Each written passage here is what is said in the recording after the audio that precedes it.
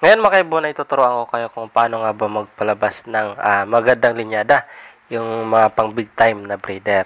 Ito yung project natin na Ubaline Dilute Pale Follow. So solid to kung makapagpalabas ka nito. Nako, mataas yung value nito. Para hindi umaba yung video natin, dumako na tayo sa parisan na dapat natin gamitin para makapagpabuga ng ganitong mutations. Hindi na ako lalayo sa gagawin kong halimbawa para mas mabilis na maintindihan nyo.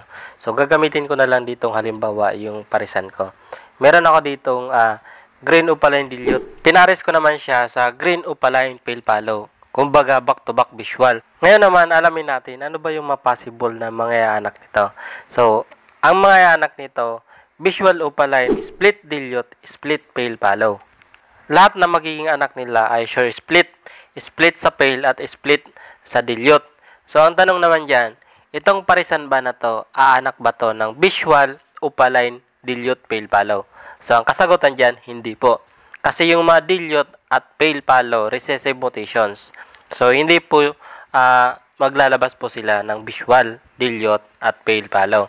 So, doon po sa magiging anak nila, doon po kayo makakabawi. Pwede nyo po yun na pagparis-parisin para makapagpalabas na po kayo ng opaline dilute pale follow.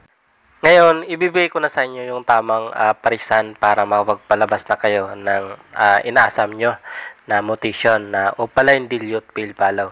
Dahil sa parisan natin kanina, yung magiging anak, lahat na magiging anak nun ay sure split pale, split dilute, visual opaline. Dito na kayo makakakuha ng magandang materialis kahit pagparis-parisin nyo na yung magkakapatid.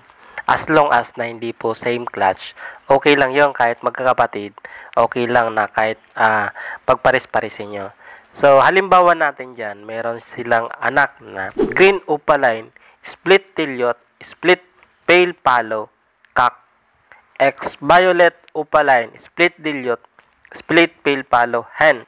Ito na yung susi nyo para ma-unlock yung inaasam nyo na project na opaline dilute pale follow. So, napaka-solid na to. Dahil malakas yung dugo ng parisan nyo, sure split po sila. Siguro, unang clutch pa lang, makakapagpalabas na kayo ng visual opaline dilute pale follow. So, depende po yan kasi minsan hindi lumalabas agad sa unang clutch. Sa mga pasunod na clutch, doon na lumalabas. So, depende po yan sa parisan natin. So, huwag kayong mainip.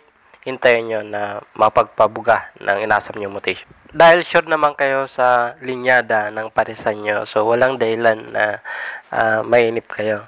Kung bibili din kayo ng ganitong parisan sa ganitong project na opaline dilute pale follow, so piliin nyo doon po sa mga legit breeder, sa matagal na nag-ibon, para hindi naman sayang yung pag-alaga nyo.